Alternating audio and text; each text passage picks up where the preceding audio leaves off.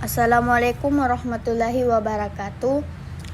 Alhamdulillahirabbil alamin. Wassalatu wassalamu ala asyrofil anbiya'i wal mursalin sayyidina Muhammadin wa ala alihi washabihi ajmain, amma ba'd. Pada kesempatan kali ini kami ingin menjelaskan materi kami yang berjudul dosa-dosa besar. Sebelumnya kami dari kelompok 3 yang beranggotakan 4 orang. Yang pertama Wulandari, kedua Asmaul Husna saya sendiri, dan yang ketiga Nurul Kolbi, dan yang keempat Muhammad Arif. Langsung saja pemateri pertama, Nurul Kolbi. Kepadanya dipersilahkan. Pembunuhan. Nah, di sini pembunuhan merupakan dosa besar bagi Allah Subhanahu wa taala. Nah, adapun hukuman bagi pembunuh di dunia yaitu ia dibunuh kembali sebagai hukuman atas kisah yang dijatuhkan padanya, sebagaimana Allah Subhanahu wa taala berfirman, yang artinya, wahai orang-orang yang beriman, diwajibkan atas kamu melaksanakan kisah berkenan dengan orang yang dibunuh. Selanjutnya saya akan membacakan tentang liwat. Nah, liwat berarti melakukan hal-hal seperti yang dilakukan oleh kaum Nabi Lut menurut An-Nawawi. Nah, di sini materi selanjutnya LGBT. LGBT merupakan singkatan dari lesbian, gay, biseksual, dan transgender. LGBT merupakan penyimpangan orientasi seksual yang bertentangan dengan fitrah manusia, agama, dan adat istiadat.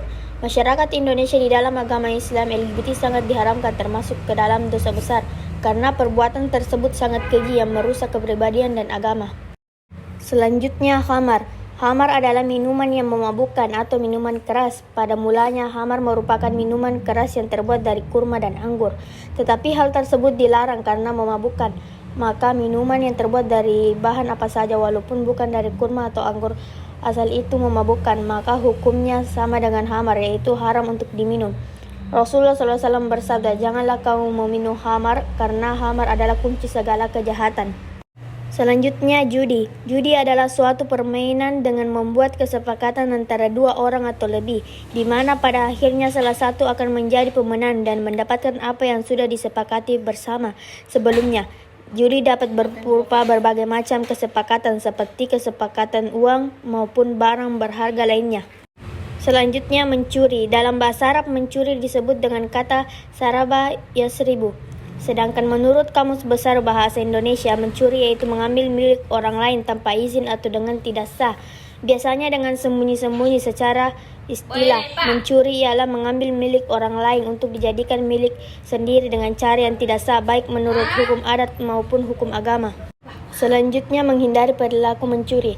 Yang pertama mensyukuri atas nikmat yang diberikan oleh Allah Subhanahu wa taala. Yang kedua selalu mendekatkan diri kepada Allah Subhanahu wa taala, dan yang terakhir mengingat bahwa mencuri merupakan perbuatan yang dilarang oleh Allah dan termasuk dosa besar. materi selanjutnya yaitu meninggalkan sholat. Sholat merupakan salah satu rukun Islam yang kedua dan kewajiban yang harus dikerjakan bagi setiap kaum muslimin dan muslimat, karena sholat merupakan tiang agama Islam. Dampak meninggalkan sholat yang pertama yaitu menyebabkan terjadinya kesesatan, dihukumi sebagai orang-orang yang celaka, dan diancam masuk neraka. Selanjutnya yaitu memakan harta anak yatim. Dalam agama Islam, anak yatim merupakan salah satu golongan yang sangat dimuliakan oleh Allah Subhanahu wa taala dan sangat dicintai oleh Rasulullah SAW.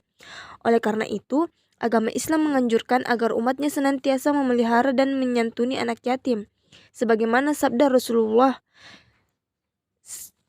yang berbunyi, sebaik-baik rumah kaum muslimin adalah rumah yang terdapat anak yatim yang diperlakukan dengan baik, dan seburuk-buruknya rumah adalah di dalamnya terdapat anak yatim tapi anak itu diperlakukan dengan buruk. Hadis riwayat Ibnu Majah. Dampak memakan harta anak yatim. Yang pertama yaitu akan diancam masuk neraka.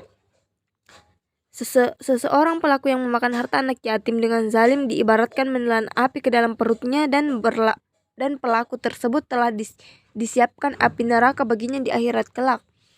Yang kedua yaitu tergolong pelaku dosa besar. Pelaku yang menyelewengkan harta anak yatim sudah tergolong dalam pelaku dosa besar, sebagaimana sabda Rasulullah dari Abu Hurairah dari Nabi SAW. Beliau bersabda, jauhilah 7 dosa yang membinasakan mereka. Para sahabat bertanya, wahai Rasulullah, apakah itu? Beliau menjawab, syirik kepada Allah, sihir, membunuh jiwa yang Allah haramkan kecuali dengan hak, memakan riba, memakan harta anak yatim, berpaling dari perang yang berkecamuk, menuduh zina terhadap wanita-wanita merdeka yang menjaga kehormatan yang beriman, dan yang bersih dari zina. Hadis riwayat Bukhari. Dan materi terakhir yaitu pengertian korupsi. Kata korupsi berasal dari bahasa Latin corruptio atau corruptus. Secara harfiah, arti kata korupsi adalah kebusukan, keburukan, kebejahatan, ketidakjujuran, dapat disuap, tidak bermoral, serta penyimpangan. Menurut Muhammad Ali, korupsi artinya perbuatan busuk seperti penggelapan uang, serta penerimaan uang sogok. Korupsi merupakan perbuatan tercela dan juga menjadi salah satu dosa besar.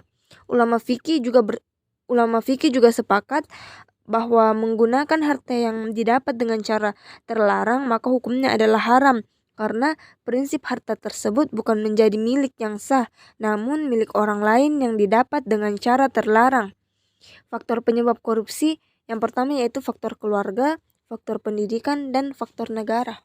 Baik, itulah tadi materi dari kami. Cukup sekian. Wassalamualaikum warahmatullahi wabarakatuh.